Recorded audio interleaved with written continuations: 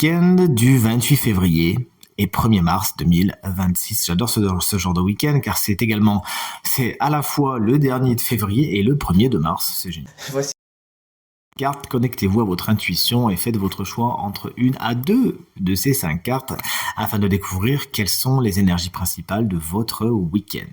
Mettez cette vidéo sur pause. Si vous avez besoin de plus de temps pour faire votre choix, dites-moi bien dans les commentaires quelle carte vous avez choisi. De mon côté, ce sera la 2 et la 5. Allez, c'est parti. Carte numéro 1, mais c'est incroyable, cette carte nous poursuit. Elle a été tirée, je crois, dans chacun des tirages de cette semaine. C'est la carte de l'ermite. Donc concrètement, si vous l'avez tirée plusieurs fois cette semaine, posez-vous les questions et vraiment connectez-vous à cette énergie. En tant qu'énergie donc inversée, elle vous explique que vous pourriez vous sentir isolé, un petit peu seul ce week-end et mal le vivre. Il s'agira d'être dans la communication, de dire aux autres ce que vous avez sur le cœur. Ils ne sont pas dans votre tête, ils ne sont pas dans votre cœur, justement. Sachez communiquer, n'attendez pas les textos, n'attendez pas les coups de fil, mais vous-même provoquez les choses. Et pour certains, il s'agira de profiter de ce moment d'isolement pour faire des introspections, vous poser des questions et pourquoi pas des bonnes questions. La carte numéro 2, si tout comme moi vous l'avez choisi, on est sur la carte du jugement. Justement, là on est sur une carte de communication. Il y a peut-être une nouvelle particulièrement importante que vous recevez ce week-end et qui peut changer un petit peu la donne. Il y a de la communication, des appels, des textos, des lettres, pourquoi pas des mails qui sont particulièrement importants. C'est une carte qui nous parle du réveil de quelque chose. Il pourrait y avoir résurrection d'une situation, d'une relation. Plus généralement, le passé peut refaire surface ce week-end.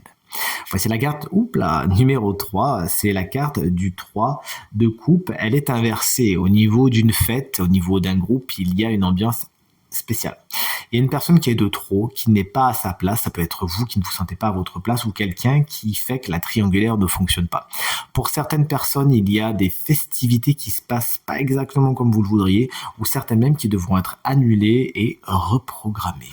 La carte numéro 4, un joli roi de bâton. Vous prenez les devants ce week-end, c'est vous qui allez dire on va ici, on va là, on fait comme ci, on fait comme ça. Votre énergie est assez contagieuse, mais surtout votre charisme. Vous pouvez lancer des idées, prendre le taureau par les cornes, prendre la décision d'agir, d'acter quelque chose et c'est super.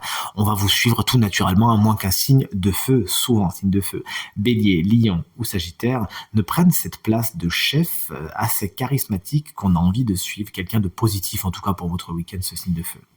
Et la carte numéro 5, elle aussi, elle est tombée plusieurs fois cette semaine, c'est la carte de l'As d'épée. Vous n'y voyez pas spécialement clair ce week-end. Il y a des choses qui sont pas... des situations qui sont un petit peu floues tout simplement.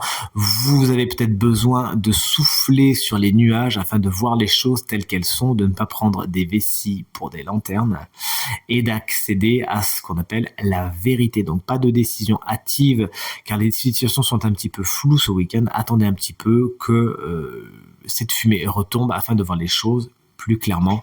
Je vous souhaite à toutes et à tous un excellent week-end et je vous dis à très bientôt pour le tirage de la semaine prochaine. Salut!